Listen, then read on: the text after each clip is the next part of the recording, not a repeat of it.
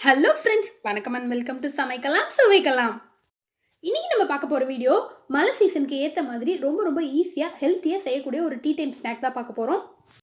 இந்த ரெசிபிக்காக 2 கட்டு கீரையை நல்லா பொடியா தண்டோட சேர்த்து கட் பண்ணி எடுத்துர்க்கேன். தண்டு இளம் தண்டுனால தண்டையும் சேர்த்து எடுத்துக்கிட்டேன். இது கூட 1 கப் அளவுக்கு கடலை மாவு சேர்த்துக்கலாம். கடலை மாவு கூடயே ஒரு பெரிய சைஸ் வெங்காயத்தை நீல வாக்குல கட் பண்ணி எடுத்து சேர்த்துக்கிறேன்.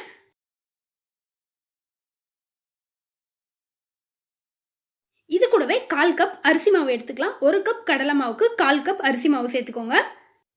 இது கூடவே காரத்துக்கு தேவையான அளவு மிளகாய் தூள் சேர்த்துக்கலாம். நான் இன்னைக்கு 2 டேபிள் ஸ்பூன் மிளகாய் தூள் சேர்த்துக்கிறேன்.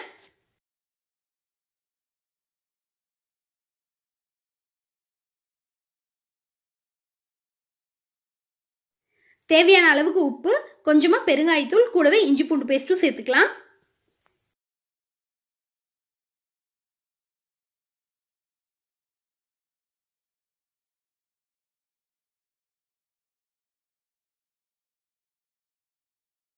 தண்ணி சேர்க்காம இதை ஃபர்ஸ்ட் நல்லா கலந்து விட்டுறலாம். வெங்காயத்தில் இருக்க தண்ணி கூடவே கீரையில் இருக்க தண்ணியோடு சேர்த்து ஃபர்ஸ்ட் நல்லா மிக்ஸ் பண்ணி விட்டுக்கலாம்.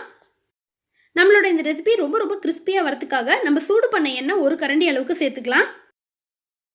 இந்த எண்ணெயோட ஃபர்ஸ்ட் ஒரு தடவை கலந்து விட்டுறலாம். கூடவே தேவையான அளவுக்கு தண்ணி சேர்த்து ஒரு பக்கோடா பதத்துக்கு பிசைஞ்சு எடுத்துக்கலாம். இந்த மாவை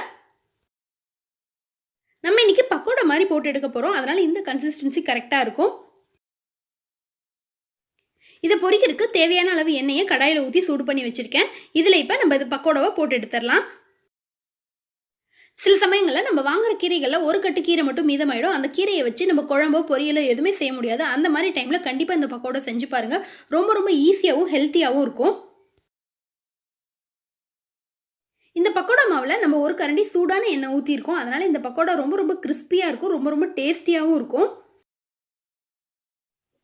டீ போடுற நேரத்தில் ரொம்ப ஈஸியாக ஹெல்த்தியாக இந்த ஸ்நாக்ஸ் செஞ்சு முடிச்சிடலாம். கீரை சாப்பிடாத குழந்தைங்களுக்கு கூட கண்டிப்பாக இந்த ரெசிபி ரொம்ப பிடிக்கும். கண்டிப்பாக ட்ரை பண்ணி பாருங்க. இந்த மழை டைமுக்கு ஒரு நாள் கண்டிப்பாக இந்த ரெசிபி ட்ரை பண்ணி பாருங்க. 2 பக்கம் நல்லா பொன்னிறம் ஆயிடுச்சு. இப்போ இதை எடுத்துடலாம். டீயோட சாப்பிட ரொம்ப ஹெல்த்தியான ஈஸியான டீ டைம் ஸ்நாக்ஸ் சூப்பராக ரெடி ஆயிடுச்சு. நீங்களும் கண்டிப்பாக ட்ரை பண்ணி பாருங்க. இந்த வீடியோ பிடிச்சிருந்தா ஒரு லைக் பண்ணி ஷேர் பண்ணுங்க. மறக்காம நம்ம சேனலை சப்ஸ்கிரைப் பண்ணுங்க.